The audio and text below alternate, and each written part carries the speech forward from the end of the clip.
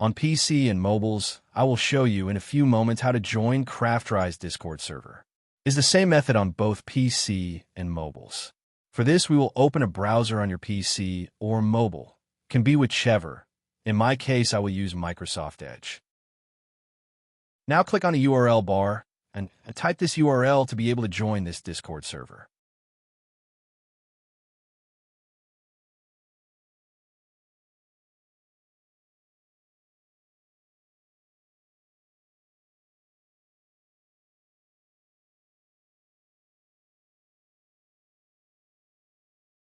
Doing this will automatically start your Discord application if you have it installed.